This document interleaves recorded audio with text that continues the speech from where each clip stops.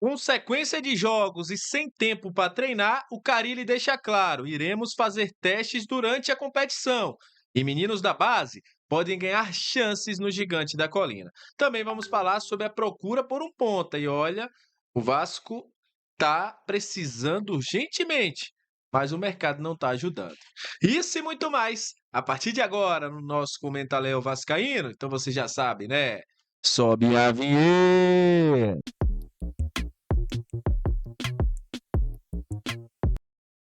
Salve, salve, vascaínos e vascaínas! Aquele abraço para você que está sempre junto com a gente, que curte, compartilha, que se inscreve no nosso canal, que deixa o seu comentário. Muito obrigado a você que está chegando pela primeira vez. Seja muito bem-vindo. Eu sou o Léo, aqui é lugar de análise, informação, opinião.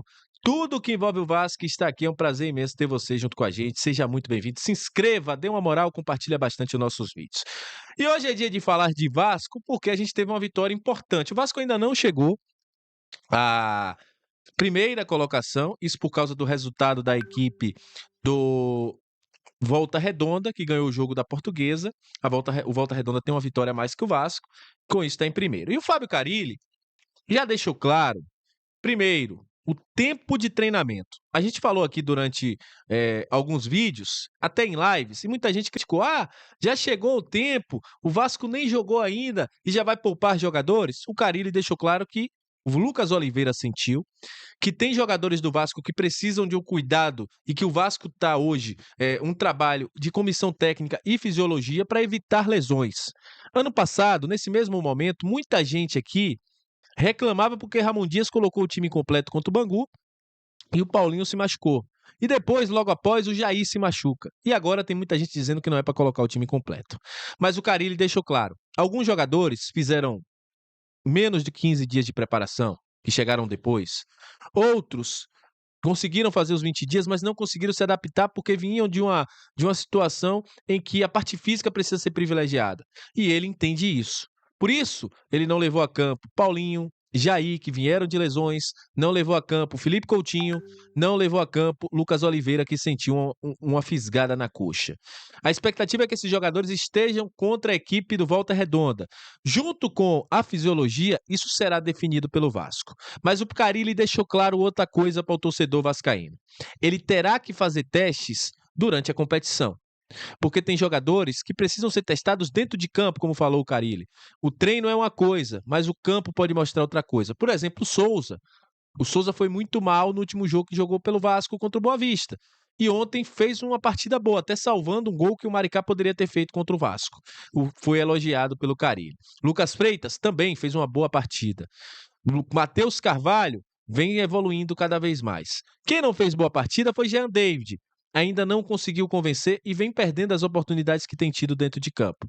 Mas o Carille já deixou claro: o campo vai ser importante para ele tomar algumas decisões. E, se no meio do caminho poupar alguém, a gente já vai estar acostumado, porque o Carille já deixou claro isso. Sobre Capasso, que todo mundo pergunta, Carille foi taxativo. O Capasso está em avaliação, mas hoje a avaliação precisa ser feita dentro de campo. Se o Capasso não vai a campo e os meninos da base, Luiz Gustavo e o Lincoln, vão à frente, tá claro que há uma intenção do Vasco em negociar o Capasso. E essa ideia já vinha antes do Carille chegar. O Vasco já sinalizava com a possível venda do Capasso. É um jogador que poderia render? Sim. É um zagueiro de origem. Mas entende-se no Vasco, obviamente, que o jogador tem mercado. O próprio empresário do jogador já disse que ele queria continuar no Vasco. Mas infelizmente, ou felizmente, o Vasco aparentemente não conta com o jogador. Apesar do Carille dizer que está avaliando o jogador, o Carille não é desse de dizer: ele não está nos meus planos, não vai jogar. Tá difícil pro Capasso. Porque até o Sforza, que todo mundo fala que está fora dos planos, esteve no campo ontem e conseguiu uma oportunidade com o técnico Fábio Carille, que também deixou claro outra coisa: vai utilizar a base. Brincou até com o Zuccarello, disse que o Zuccarello deixou a ponta para o Paê e foi jogar no meio, que ele disse não vai jogar mais, vai voltar para a base, mas disse também que vai utilizar Lincoln, Luiz Gustavo, Euder, que acompanhou a Copinha e que tem jogadores ali que ele vai utilizar durante o elenco principal do Vasco durante a temporada. Enfim, é um Vasco com a cara do Carille. Não é um time vistoso, mas um time organizado. Não é um time que dá show de bola, mas um time que sabe o que quer. E isso vai ser notável durante toda a temporada, obviamente, se o Carille continuar no Gigante da Colina. Mas, tá claro, é um time que valoriza a posse de bola, é um time que se defende muito bem, e o Carille quer esse time organizado para poder continuar o ano. E esperamos que o Vasco consiga dar ao Carille também peças para que ele possa trabalhar da melhor maneira. E aí, falando sobre um problema que a gente está tendo durante a temporada, porque o Vasco precisa de um jogador para jogar ao lado do Verrete. Ontem o Jean Davi não aproveitou a oportunidade, o Alex Teixeira não conseguiu ir bem nos 2 primeiros jogos da temporada, e o Vasco continua, apesar de que o América já sinalizou que não gostou da proposta pelo Brian Rodrigues, o Vasco continua tentando.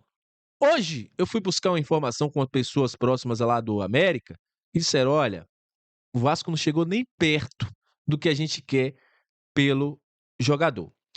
A questão é o seguinte: o Vasco quer o Brian Rodrigues, tem um acerto com o Brian Rodrigues. O jogador aceitou. Porém, o Vasco não está conseguindo entrar em consenso com o América, que não vai liberar o jogador tão cedo. Por quê?